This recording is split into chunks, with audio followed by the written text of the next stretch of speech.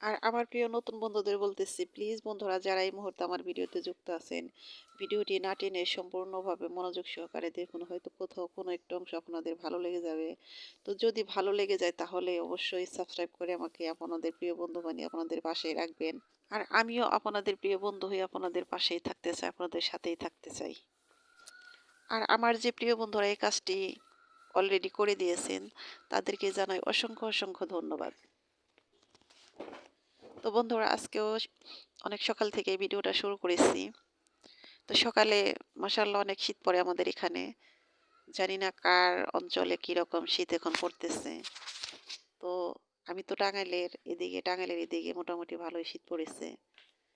তো আপনাদের এলাকায় কোন এলাকায় কিরকম শীত পড়েছে কমেন্ট করে জানাতে পারেন। তো আমরা যে গ্রামে থাকি আমাদের শীতটা একটু বেশি লাগে। তো সকালবেলা উঠে যখন আমরা বাড়ির কাজে লেগে পড়ি তখন কিন্তু আমাদের শীত আর শীত থাকে না। তো সকালবেলা ঘুম থেকে ওঠার পর শীত ভালোই লাগে। তারপরে যখন এই যে উঠানটা ঝাড়ু দেই তখন কিন্তু শীত দৌড়ে পালায়। উঠান ঝাড়ু দেওয়ার আগে অনেক শীত লাগে।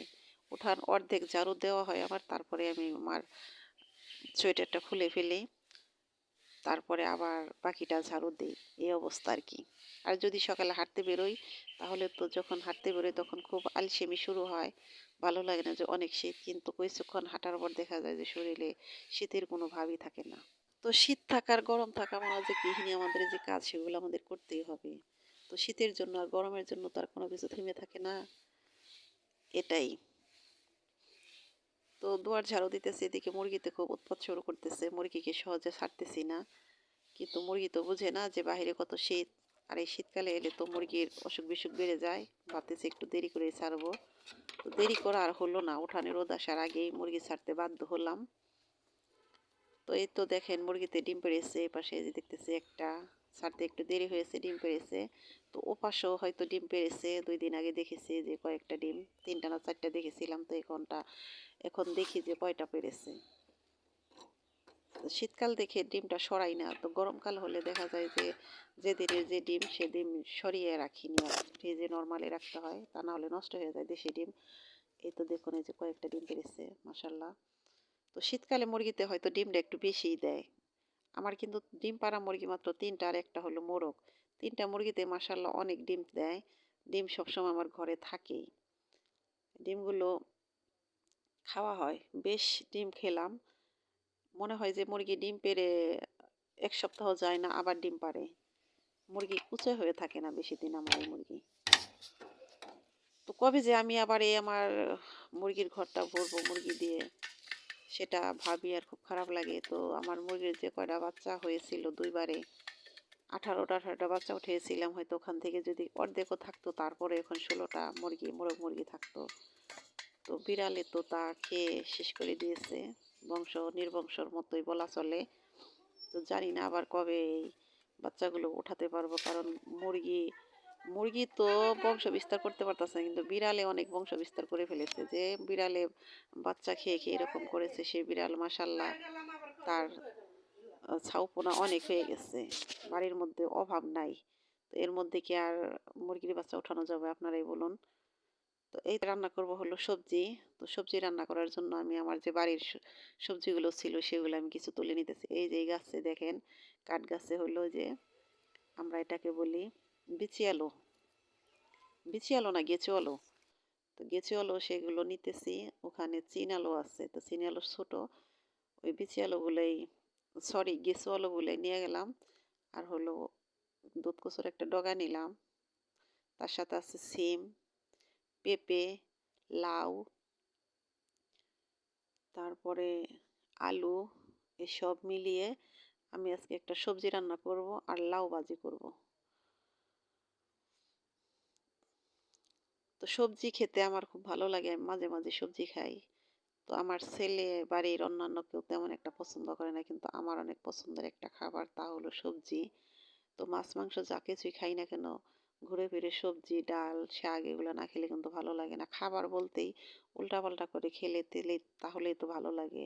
তো একঘেয়েমি খাবার কিন্তু ভালো লাগে না, একঘেয়েমি কাজ একঘেয়েমি খাবার এগুলা কারোরই ভালো লাগে না, আমারও ভালো লাগে না। তো আমি সেই সবজিগুলোই রান্না করব আজকে। তো আমি সবজিগুলো কিভাবে রান্না করি সেগুলো দেখতে থাকেন। তো আমি চুলায় জালটা ধরিয়ে দিতেছি। এদিকে ভাত হবে, এদিকে আমি কোটাকাটি শেষ করব। আগেই কুটে কাটে রাখি নাই, কারণ এমনিতে একটু বেলা হয়ে গেছে। আর আমার সমস্যা হয় না, দেখা যায় যে ভাত বসিয়ে দিয়ে কোটা বাছা করেও আমার সময় বেঁচে যায়। তো আমি বসে বসে শুধু চুলায় জাল দিতে আমার ভালো লাগে না। দেখা যায় একদিকে ভাত হবে আর একদিকে আমার কোটাকাটি শেষ হয়ে যাবে, তাহলে আমার ভালো লাগে। তো এক একজনের কাজের রুটিন এক এক রকম। সবার কাজের সাথে সবার কাজের কোনো মিল থাকে না, মিলে না। যেমন দুনিয়াতে সব মানুষ এক হয় না, সব মানুষের কথা এক না, সব মানুষের কাজ এক না, সব মানুষের খাবার এক না, সব মানুষের পোশাক আশাক। তো এক একজনের এক এক রকম ব্যবহার, সবই কিন্তু ভিন্ন ভিন্ন হয়। তো জানি না আমার কথা, আমার রান্না বান্না আপনাদের কেমন লাগে। আমি তো কিছুদিন ধরে এখানে জড়িত আপনাদের সাথে। তো আমার কিছু প্রিয় আপুরা আছে, এত সুন্দর করে কথা বলে আর এত সুন্দর করে কাজগুলো করে দেখে তো আমি অবাক হয়ে যাই। তো এই তো দেখুন, আমি লাউ ভাজিটা আগে বসিয়ে দিয়েছি। তো আমি সাদা লাউ ভাজি করবো, এটার মধ্যে আমি হলুদ দেবো না, শুধু বাগারে দিয়ে দিছি হলো কালো জিরা। কালো জিরা দিয়ে এটা, এই লাউটা যদি সাদা ভাজি করি আমার কিন্তু খেতে খুব ভাল লাগে। তো এই তো লাউ ভাজি চুলায় বসিয়ে দিয়ে তারপরে এদিকে আমি যে সবজিগুলো কুটে নিয়েছি সেগুলো ধুয়ে নিতেছি। এই যে গাছের যে গেঁচুয়ালো ছিল এগুলো কিন্তু গরম পানি দিয়ে ভালো করে ধুইতে হয়। তো আমি গরম পানি করে আগে রেখেছিলাম, সে পানি দিয়ে আলু কটা ধুয়ে নিলাম। তারপরে এই যে সবজিগুলো আমার ধোয়া শেষ, একদিকে আমার চুলায় কিন্তু লাউ ভাজি হইতেছে, আরেকদিকে আমি এগুলো প্রসেসিং করতেছি। তো আমি এগুলো সব ধুয়ে তারপর এগুলোর সাথে এই যে মশলা অ্যাড করতেছি। তো আমি সবজির মধ্যে কিন্তু আমি শুকনো মরিচের গুঁড়া ব্যবহার করি না। শুকনো মরিচের গুঁড়া দিলে আমার কাছে সবজি মোটেও ভালো লাগে না। শুধু হলুদের গুঁড়ো, জিরার গুঁড়ো আর হলো কাঁচামরিচ, পেঁয়াজ এগুলো দেবো। এই তো দেখুন আমার ভাজিটা রেডি। এখন আমি এই সবজিটা বসিয়ে দেবো। তো আজকের সবজিটা খুব ভালো লাগবে মনে হয়, যে কারণ এই যে গেঁচু আলু যে বলি, এই গেঁচু আলুটা দিলে সবজির স্বাদটা দ্বিগুণ বেড়ে যায়। তো এই আলুটা আপনারা কে কে চিনেন বা খেয়েছেন তা তো আর আমি জানি না, কিন্তু এটা অনেকেরই অজানা অচেনা। তো আমার শ্বশুর বাড়িতে অনেকে এটাকে চিনে না, এটা আমি আমার বাবার বাড়ি থেকে এনে বাড়িতে লাগিয়েছিলাম। তো আমার কাছ থেকে নিয়ে অনেকেই খায়, বলে যে ভালো লাগে। তো এই আলুটা এই বর্ষা মাসে যে খলসা মাছ, পুঁটি মাছগুলো পাওয়া যায়, সেই মাছ দিয়ে রান্না করলে কিন্তু বেশ মজা লাগে। আমি খাই, আমার ভালো লাগে। তো আমার বাড়ির সবাই মোটামুটি পছন্দ করে। তো এই যে সবজিটার কালারই অন্যরকম হয়ে গেছে দেখেন। রান্নার আগে কিছু কিছু শাকসবজি আছে, ওগুলোর কালার দেখলেই কিন্তু ভালো লাগে। তো আমি গতকালকে একটা ভাজি করেছিলাম, সেটা হলো সবজি ভাজি, সিম দিয়ে লাউ চোষা দিয়ে আলু দিয়ে। ভাজিটা মোটেও মজা হয়নি, আমার কাছে খেতেও ভালো লাগে নাই, একদম কেমন জানি হয়েছিল ভাজিটা। পরের দিন সকালে আবার নতুন করে একটু প্রসেসিং করে তারপরে হয়তো খেয়েছে। আমি তো বাড়িতে ছিলাম না, আমি গিয়েছিলাম আমার যার যে জ্যাঠা মারা গেছে সেখানে গিয়েছিলাম। তো তারা কিভাবে খেয়েছে জানি না, বলতে পারবো না।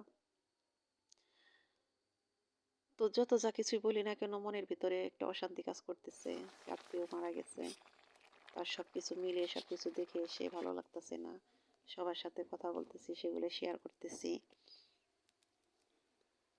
তার মাঝেও আমি আপনাদেরকে সময় দিতেছি যতটুকু পারতেছি, কারণ একদিন যদি সময় না দিই হয়তো আপনারা আমাকে ভুলে যাবেন, সেটা মনে করে আমি আপনাদের সাথে সময় দেওয়ার চেষ্টা করতেছি। যে আজকের যে আমার ভিডিওটা, এই ভিডিওটা কিন্তু আজকের না, এটা আগের করা ছিল, এটা এডিট করতেছি আমি আর কি। এটা আগের ভিডিও, আজকের কোনো ভিডিও আমি এডিট করতে পারি নাই, কারণ আমি আজকে বাড়িতে ছিলাম না। তো এই তো আমার সবজি রান্নাটাও প্রায় শেষ, এখন বাগার দিয়ে দিব। বাগারের পরে দেখি অনেক সুন্দর হয়েছে। তো বন্ধুরা, আমার ভিডিও লাস্ট পর্যায়ে আমি চলে এসেছি। এখনও যারা আমার ভিডিওটা দেখতে দেখতে লাইক দিতে ভুলে গেছেন, প্লিজ বন্ধুরা একটা লাইক দিয়ে আমার ভিডিওটা কন্টিনিউ করেন। আপনাদের একটি লাইক আমার কাছে অনেক মূল্যবান। আপনারা সবাই ভালো থাকেন, সুস্থ থাকেন, আপনাদের শুভকামনায় আজকের মতো এখানে বিদায় নিলাম। আল্লাহ হাফেজ, আসসালামু আলাইকুম।